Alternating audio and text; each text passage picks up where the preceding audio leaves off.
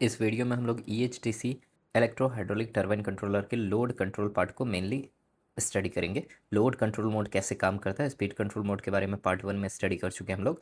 Load controller का on permissive क्या है, ट्रैकिंग कैसे कर रहा होता है लोड कंट्रोल, जब लोड कंट्रोल एक्टिव नहीं रहता तो दूसरे कंट्रोलर को ट्रैक करता है। EHTC का फॉल्टी कंडीशंस क्या है और ट्रैकिंग डिवाइस का मेन रोल क्या है। एक इंपॉर्टेंट क्वेश्चन ये भी डिस्कस करेंगे कि अगर EHTC फॉल्टी होता है उस केस में मशीन किस तरह से बिहेव करेगी, क्या मशीन डायरेक्टली ट्रिप कर जाएगी या फिर कोई और प्रोविज़न प्रोवाइड किया जाता है जिससे कि मशीन रनिंग कंडीशन में रह सकती है।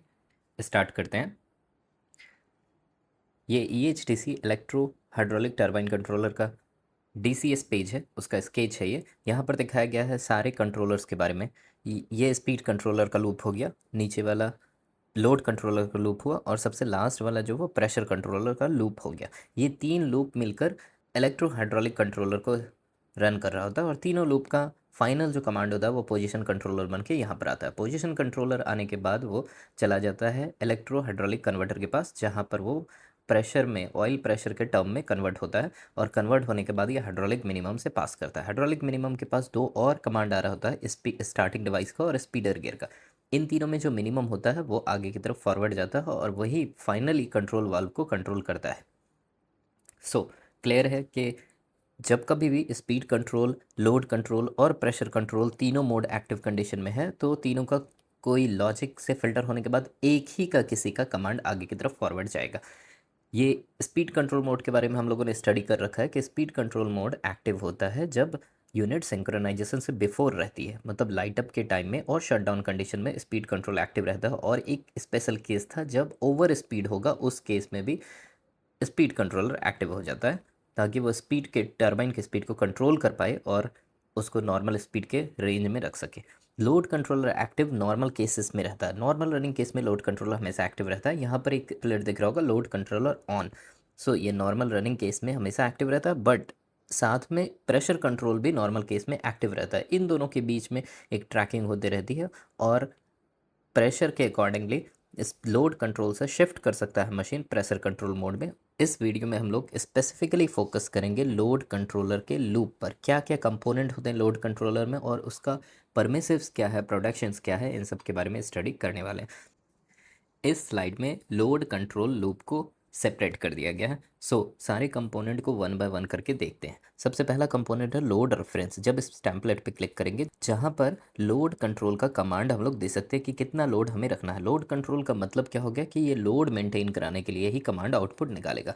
जो कुछ भी हम लोग लोड रेफरेंस में इनपुट करेंगे, सपोज हमने इनपुट किया है 300 मेगावाट, लोड कंट्रोलर का मेन पर्पस यही होगा कि मशीन को 300 मेगावाट के लोड पे फिक्स करके रखना। लोड रेफरेंस में हम लोग जब क्लिक करते हैं वहाँ से एक टेम्पलेट खुलता है जिस टेम्पलेट में हम लोग लोड का इनपुट कर सकते हैं। बट नॉर्मल केस में जब मशीन CMC में है तो ये मशीन CMC ऑन यहाँ पर आ रहा है, इसको ऑन करके अगर रखते हैं उस केस में जो इनपुट होगा लोड रेफरेंस का वो CMC की तरफ से आएगा और CMC में कुछ मॉडिफिकेशन करने के बाद ये इनपुट बनेगा इस जगह पर। ये इनपुट जो बनेगा वो लोड का इनपुट होगा। सपोज 300 मेगावाट हमने सेट पॉइंट दिया है CMC पेज में, वहाँ से ही ये CMC इनपुट बनकर यहाँ लोड रेफरेंस में इन करेगा। एग्जैक्ट नहीं इन करता है, वो एक्चुअल लोड के अकॉर्डिंग मॉडिफाई होने के बाद ही इन करता है ताकि एक्चुअल लोड और कमांड में, लोड रेफरेंस के कमांड में ज़्यादा डिफरेंस ना हो। एक लॉजिक अप्लाई होगा और उस लॉजिक के बाद यहाँ पर वो इनपुट बन जाएगा। इनपुट बनने के बाद लोड रेफरेंस में चला जाएगा। लोड रेफरेंस का इनपुट PRTD में जाएगा। टाइम डिले है यहाँ, लोड रेफरेंस का टाइम डिले होगा। ये टाइम डिले इंपॉर्टेंट इसलिए है क्योंकि किस लोड से रेट कर रहे हैं। सपोज हमारा यूनिट चल रहा है 400 मेगावाट पे और हमने लोड रेफरेंस में कमांड 500 मेगावाट का दिया। ये डायरेक्ट कमांड देने के बाद 100 मेगावाट का जो डिफरेंस एरर है ये एक बार में अगर आएगा तो कंट्रोल वाल्व पे जर्क आएगा, वो सडनली ओपन हो जाएगा, उस केस में पूरे मशीन पे जर्क आएगा। इसको अवॉइड करने के लिए हम लोगों ने टाइम डिले दिया है, PRTD लगा के रखा है। यहाँ पर TSC मार्जिन है, जिस मार्जिन के हिसाब से वो कैलकुलेट करता है कि किस रेट से हम लोग लोडिंग कर सकते हैं और उसी के हिसाब से ये स्लोली करके इंक्रीज़ करना स्टार्ट करता है। TSC मार्जिन के साथ यहाँ पर लोड ग्रेडियंट दिया गया है। लोड ग्रेडियंट का वैल्यू जो रहेगा उससे ज़्यादा फास्टर रेट पर जो लोड रेफरेंस का कमांड आया उसको इंक्रीज़ नहीं कर सकता है। साथ में टीएससी मार्जिन का वैल्यू भी कैलकुलेट करता रहता है मशीन। नॉर्मल केसेस में टीएससी मार्जिन का वैल्यू 100% हो जाता है, मतलब फुल लोडिंग रेट से टरबाइन को लोड किया जा सकता है। इसका मतलब अगर यहाँ पर 20 मेगावाट पर मिनट दिखा रहा है, 1 मिनट में 20 मेगावाट का इंक्रीज़ अलाउ कर सकता है टरबाइन कंट्रोलर पीआरटीडी। सो यहाँ से ये वैल्यू को रिलीज़ करता जाएगा और रिलीज़ करने के बाद ये समेशन में जाएगा। यहाँ समेशन में 3 वैल्यूज़ आएगी, एक फ्रीक्वेंसी इंटरवल का इन्फ्लुएंस आएगा और एक प्रेशर डेल्टा प्रेशर आएगा, डेल्टा प्रेशर पीआर, और एक आएगा फ्रीक्वेंसी इंटरवल। और ये तीनों यहाँ पर आकर समेशन करेगी। फ्रीक्वेंसी इंटरवल क्या है? ग्रिड की जो फ्रीक्वेंसी होती है वो फ्लक्चुएट होती है। अगर ग्रिड की फ्रीक्वेंसी सपोज 49.50 हो जाती है, उस केस में ग्रिड की फ्रीक्वेंसी घटती जा रही है और ग्रिड में हमें पावर सप्लाई मेगावाट को इंक्रीज़ करने का नीड होता है। इसके लिए यहाँ पर प्रोविज़न प्रोवाइड किया गया है। सारे यूनिट्स में एक फ्रीक्वेंसी इंटरवल होता है जो जब कभी भी फ्रीक्वेंसी ग्रिड का डाउन होता है, ये ऐड करना स्टार्ट करता है मेगावाट को। फ्रीक्वेंसी इंटरवल ऐड करना स्टार्ट करता है मेगावाट के कमांड को पीआरटीडी के वैल्यू में, ताकि वो जनरेशन को इंक्रीज़ कर सके और ग्रिड के फ्रीक्वेंसी को फिर से स्टेबलाइज कर सके। सिमिलर केस में अगर फ्रीक्वेंसी ज़्यादा है, सपोज 50.1 है, उस केस में मेगावाट को रिड्यूस करेगा, मेगावाट को रिडक्शन का कमांड देगा, जिस कारण से ग्रिड में जो है जनरेटिंग पावर का इनपुट कम हो जाएगा और फ्रीक्वेंसी फिर से कंट्रोल में आ सकती है। सो फ्रीक्वेंसी इंटरवल एक ऑब्लिगेशन है इसको ऑन करके रखना सारे यूनिट्स में, जो भी रनिंग यूनिट्स होती है, ताकि वो ग्रिड के फ्रीक्वेंसी को स्टेबलाइज कर पाए ना। फ्रीक्वेंसी इंटरवल के बाद ये एक अलग टॉपिक है कि फ्रीक्वेंसी इंटरवल किस डेड बैंड में वर्क नहीं करता है, डेड बैंड के बाहर होने पे फ्रीक्वेंसी किस तरह से इन्फ्लुएंस करती है, कितना मेगावाट वो ऐड और सब्सट्रैक्ट कर सकता है। बस लिमिट जान लेते हैं अभी कि +25 मेगावाट ये ऐड कर सकता है मैक्सिमम, और -25 मेगावाट ये सब्सट्रैक्ट कर सकता है। 500 मेगावाट यूनिट के लिए वैल्यू है ना।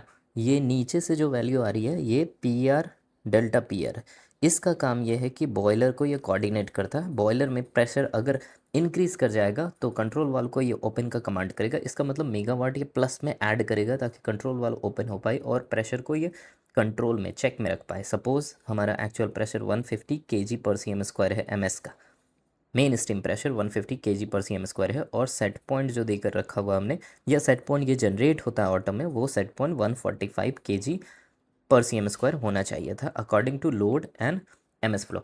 नाउ क्योंकि प्रेशर इंक्रीज कर गया है, अगर कंट्रोल वाल्व स्लाइटली और ओपन हो जाएगा तो प्रेशर रिड्यूस करके 145 kg पर cm² रह जाएगा। इसके लिए यहाँ पर प्लस में कुछ मेगावाट का कमांड जाएगा, जिससे लोड कंट्रोलर का आउटपुट हल्का सा इंक्रीज होगा, प्लस होगा, और फाइनली जो कंट्रोल वाला है उसकी ओपनिंग भी इंक्रीज करेगी, और ओपनिंग इंक्रीज करने के कारण ऑटोमेटिकली जो एक्चुअल प्रेशर है वो सेट पॉइंट की तरफ ड्रॉप करके आ जाएगा। सिमिलर वे में अगर कभी सेट पॉइंट ग्रेटर हो जाता है और एक्चुअल प्रेशर ज़्यादा गिर जाता है, उस केस में नेगेटिव मेगावाट का कमांड ऐड करता है फाइनल में, और कंट्रोलर जो है उसका आउटपुट नेगेटिव हो जाती है, जिसके कारण से कंट्रोल वाल्व स्लाइटली क्लोज होता है और प्रेशर को वो इंक्रीज़ कर सकता है। सो ये जो यहाँ पर इंक्रीज़ हो रहा है या डिक्रीज़ हो रहा है मेगावाट का, वो डेल्टा पी आर है।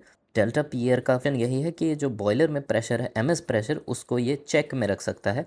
सो लोड कंट्रोल एक्टिव मोड में भी बॉयलर के प्रेशर को चेक में रखने के लिए डेल्टा पी आर प्रोवाइड किया गया है। और ये नीचे वाली जो टेम्पलेट है ये पी आर मैक्सिमम की वैल्यू है। ये मैक्सिमम लोड की एक कैप लगा के रखा हम लोगों ने, और इसको इस मिनिमम सर्किट में इन करके रखते हैं। सो कभी सपोज बाय मिस्टेक किसी ने 550 मेगावाट का कमांड दे दिया है और बाई एनी हाउ ये क्रॉस करके आगे की तरफ आ जाता है, बट यहाँ मैक्सिमम लिमिट 520 अगर मेगावाट करके रखे हैं, सो ये फ़िल्टर होके फाइनल कंट्रोलर आउटपुट के पास 520 मेगावाट का ही कमांड जाएगा। लाइट अप के टाइम में इसके वैल्यू को हम लोग in check with the increase of load रखते हैं। सपोज़ हम लोगों ने लाइट अप के टाइम में इधर 120 मेगावाट का कमांड दिया है, सो इसके वैल्यू को हम लोग उस समय 170 मेगावाट 50 मेगावाट प्लस करके या 60 मेगावाट प्लस करके इंक्रीज़ कराते रहते हैं। सो कभी अगर बाय मिस्टेक भी कोई कमांड एक्स्ट्रा जाता है तो ये यहाँ पर मिनिमम गेट के पास फिल्टर हो गया आगे चला जाएगा। इसका फंक्शन हो गया ये चेक में रखता है मैक्सिमम लोड कैपेसिटी को, और इसका फंक्शन हो गया ग्रिड के फ्रीक्वेंसी को स्टेबलाइज करना। और ये वाली जो फंक्शन है जो डेल्टा पी आर है, इसका फंक्शन हो गया जो प्रेशर है एमएस प्रेशर बॉयलर साइड में उसको हमेशा मॉड्यूलेट करते रहना। और फाइनली ये सब ऐड होकर आगे की तरफ जाएगा। पीआर मैक्स जो है, जो मैक्सिमम वैल्यू ऑफ जनरेशन है, वो मिनिमम गेट के पास जाएगा और यहाँ फ्रीक्वेंसी इंटरवल डेल्टा पीआर और पीआरटीडी की वैल्यू समेशन होके ये कंट्रोलर के पास जाएगी। मिनिमम गेट के पास ये दोनों फिल्टर होके आगे की तरफ जाएगा। यहाँ एक्चुअल लोड का वैल्यू है जो कि यहाँ इन करेगा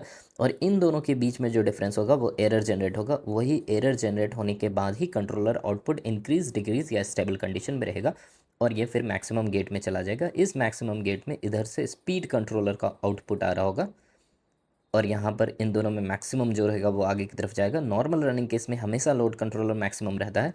ये आगे की तरफ जाने के बाद मिनिमम सर्किट में जाएगा जहाँ पर प्रेशर कंट्रोलर का आउटपुट आ रहा होगा। प्रेशर कंट्रोलर का आउटपुट आ रहा होगा और इन दोनों में जो मिनिमम होगा वो फाइनली पोजीशन कंट्रोलर के पास आउटपुट बन के चला जाएगा।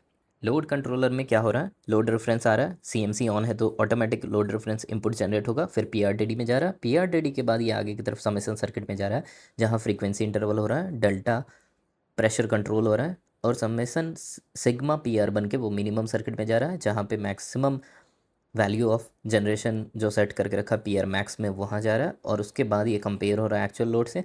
एरर के बाद कंट्रोलर आउटपुट फाइनल वैल्यू निकाल रहा है। इस स्लाइड में EHTC फॉल्टी कंडीशंस को दिखाया गया है। EHTC कब फॉल्टी होगा? EHTC का मतलब होगा जो इलेक्ट्रॉनिक सिग्नल हमारा जनरेट हो रहा है हाइड्रोलिक सिग्नल के साथ मिलकर कंबाइंड सिचुएशन में काम कर रहा है। सो इलेक्ट्रॉनिक सिग्नल जो हम लोगों का जनरेट होता है वो स्पीड कंट्रोलर हो गया, लोड कंट्रोलर हो गया और प्रेशर कंट्रोलर हो गया। इन तीनों का कमांड जनरेट होता है। जनरेट होने के बाद ये लॉजिक से पास करने के बाद किसी एक का कमांड आगे आउटपुट के पास जाता है जो पोजीशन कंट्रोलर के पास पहुंचता है। वहाँ के बाद ये हाइड्रोलिक सर्किट से कंपेयर किया जाता है और फाइनली उसका आउटपुट चला जाता है जो कंट्रोल वाल को कंट्रोल करता है। सपोज कभी EHTC अगर फेलियर हो जाता है तो उस केस में क्या होगा मशीन का, वो हम लोग डिस्कस करेंगे और साथ में देखते हैं कि क्या कंडीशन है कि EHTC फॉल्टी हो जाता है। EHTC फॉल्टी होने का सबसे पहला कंडीशन यहाँ पर दिया गया, स्पीड गियर पोजीशन। स्पीडर गियर का पोजीशन अगर फॉल्टी होगा उस केस में, स्पीडर गियर क्या है, ये एक हाइड्रोलिक कंपोनेंट है जो डायरेक्टली जो इलेक्ट्रॉनिक कंपोनेंट है उसके बाद कपल्ड किया हुआ है। इससे जो निकल रहा होता है वो ऑयल प्रेशर निकल रहा होता है। वो ऑयल प्रेशर कंपेयर किया जाता है EHTC के आउटपुट से और स्टार्टिंग डिवाइस के आउटपुट से। सो अगर कभी स्पीडर गियर एक इम्पॉर्टेंट कंपोनेंट हो गया जो हाइड्रोलिक टरबाइन कंट्रोलर है उसका, अगर वो फॉल्टी आता है उस केस में EHTC फॉल्टी आ जाएगा। स्टार्टिंग डिवाइस पोजीशन अगर फॉल्टी आता है उस केस में भी EHTC फॉल्टी आ जाएगा। प्लंजर कॉइल का अगर फीडबैक फॉल्टी आता है उस केस में भी EHTC फॉल्टी आ जाएगा। EHTC 1 एंड 2 का पोजीशन फॉल्ट आता है उस केस में भी EHTC फॉल्टी होगा। और फाइनली EHTC 1 एंड 2 का पोजीशन फीडबैक का डिफरेंस ग्रेटर देन 5% होता है उस केस में भी EHTC फॉल्टी हो जाएगा। यहाँ पर देखेंगे ये पार्ट है प्लंजर कॉइल, ये अगर फॉल्टी आएगा तो होगा, स्टार्टिंग डिवाइस का पोजीशन फॉल्टी होगा तो होगा, स्पीडर गियर का पोजीशन फॉल्टी होगा तो आ जाएगा। एंड इन दोनों का डिफरेंस EHTC 1 एंड EHTC 2 इन दोनों का डिफरेंस 5% से ग्रेटर अगर हो जाएगा उस केस में भी EHTC फॉल्टी आ जाएगा। EHTC अगर फॉल्टी आता है उस केस में कुछ प्लांट्स में ये प्रोविज़न प्रोवाइड किया जाता है कि ऑटोमेटिकली मशीन EHTC से HG कंट्रोलर में आ जाएगा। मतलब HG मतलब हाइड्रोलिक गवर्निंग मोड में आ जाएगा। इसका मतलब अगर EHTC का भी फॉल्टी आता है, सपोज इन दोनों का डिफरेंस ग्रेटर दैन 5% हो जाता है, उस केस में डायरेक्टली प्लंजर कॉइल प्रोटेक्शन को बाईपास करके ऑफ हो जाएगा और ऑफ होने के बाद कंट्रोल मशीन ये जो कमांड है ये 100% हो जाएगी और कंपैरिजन होगा स्पीडर गियर स्टार्टिंग डिवाइस और इस 100% के कमांड का जो हाइड्रोलिक मिनिमम रहेगा वो आगे चला जाएगा। ऑब्वियसली ये आउट ऑफ सर्विस हो जाएगी और स्टार्टिंग डिवाइस कंट्रोल ले लेगा और स्टार्टिंग डिवाइस फिर कंट्रोल करेगा कंट्रोल वाल्व्स को। इस केस में ट्रैकिंग डिवाइस ऑफ हो जाएगा। सो प्लंजर कॉइल ऑफ होगा, ट्रैक स्टार्टिंग डिवाइस से फिर कंट्रोल वाल्व कंट्रोल किया जाएगा। ट्रैकिंग डिवाइस जब ऑन रहेगा तो इसका रोल क्या है? ट्रैकिंग डिवाइस नाम से ही पता चला कि कुछ ट्रैक कर रहा होगा। सो ट्रैकिंग डिवाइस का फंक्शन ये है कि स्टार्टिंग डिवाइस का जो आउटपुट है वो ट्रैक कर रहा होता है हमेशा EHTC के आउटपुट को। सो ये दिख पा रहा है यहाँ पे EHTC का आउटपुट अभी 61.5% है और ये ट्रैक कर रहा है, ट्रैक करके कुछ वैल्यू को ऐड कर रहा है। ऐड करने के बाद ये फाइनली 85.4% का कमांड जनरेट कर रहा है। सो ये वैल्यू अगर इंक्रीज करेगा साथ साथ स्टार्टिंग डिवाइस भी इंक्रीज करता रहेगा और EHTC का वैल्यू डिक्रीज अगर करेगा उस केस में ट्रैक करके स्टार्टिंग डिवाइस का भी वैल्यू डिक्रीज करता रहेगा। ट्रैकिंग डिवाइस का काम यही है, ये ऑन कंडीशन में हमेशा स्टार्टिंग डिवाइस को ट्रैक करने का अपॉर्चुनिटी देता है EHTC को। इसको ऑफ कर देने के बाद स्टार्टिंग डिवाइस का जो पोजीशन है वो फिक्स्ड हो जाएगा और फिर इसे मैनुअली हम लोग इस पर डबल क्लिक करके मैनुअली इसको कंट्रोल कर सकते हैं। यहाँ पर एक फंक्शन fx दिखाया गया, इस पे जब हम लोग क्लिक करेंगे तो ये दिखाएगा कि किस तरह से स्टार्टिंग डिवाइस ट्रैक कर रहा होता है EHTC को। एज अ फंक्शन ये गिवन रहता है, वो फंक्शन देख लेते हैं। यहाँ पर ये फंक्शन है ESTC और स्टार्टिंग डिवाइस पोजीशन का फंक्शन। ये 500 मेगावाट यूनिट के लिए स्टैंडर्ड वैल्यूज़ यहाँ पर दिया गया है। ये स्लाइटली वेरी कर सकता है बट BHEL के स्टैंडर्ड में इसको फॉलो करते हैं। ESTC का पोजीशन 0 होगा, उस केस में स्टार्टिंग डिवाइस का पोजीशन 65% पे आके फिक्स हो जाएगा।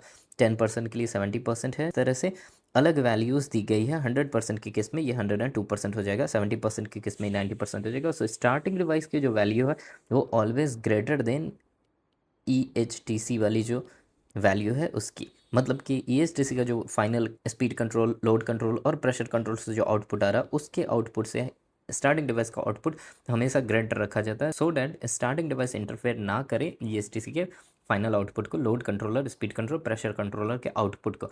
इसलिए ट्रैकिंग डिवाइस को हमेशा ऑन रखते हैं। जब कभी भी HG मोड में चलाते हैं उस समय ट्रैकिंग डिवाइस को ऑफ कर देते हैं, सो डैट ESTC पोजिशन को ये ट्रैक ना करे और ये मैनुअली कंट्रोल किया जा सकता है। इस स्लाइड में देखा गया लोड कंट्रोलर किस तरह से ट्रैक कर रहा होता है। स्पीड कंट्रोल को कब कर ट्रैक कर रहा होता है लोड कंट्रोलर, जब मशीन स्पीड कंट्रोल में होगा उस समय लोड कंट्रोलर को जो आउटपुट होगा वो स्पीड कंट्रोलर को ट्रैक करता रहेगा और ट्रैक करके अपने आउटपुट को स्पीड कंट्रोल आउटपुट से -1.5% करके रेडी रहेगा। प्रेशर कंट्रोल को कब लोड कंट्रोलर ट्रैक कर रहा होगा, जिस समय मशीन प्रेशर कंट्रोल मोड में रहेगा, मशीन प्रेशर कंट्रोल मोड में होना चाहिए, उस समय लोड कंट्रोलर का आउटपुट प्रेशर कंट्रोलर के आउटपुट से +2% करके रहेगा। सो ये प्रेशर कंट्रोल को कभी इंटरफेयर नहीं करेगा, मिनिमम हमेशा प्रेशर कंट्रोल रहेगा और वो आगे की तरफ चला जाएगा। जब तक मशीन प्रेशर कंट्रोल मोड में है तब तक इस इक्वेशन से लोड कंट्रोल ट्रैक करता रहता है। लोड कंट्रोल ऑफ के केस में लोड कंट्रोल का आउटपुट -10% हो जाता है। लोड कंट्रोलर का ऑन परमिसिव कब है, लोड कंट्रोलर को एक्टिव कराने के लिए उसको ऑन परमिसिव करना होगा। ऑन परमिसिव करने के लिए पहला कंडीशन क्या होना चाहिए, मशीन स्पीड कंट्रोल मोड में रहेगी और स्पीड कंट्रोल का जो आउटपुट है वो लोड कंट्रोल के आउटपुट से ग्रेटर होना चाहिए।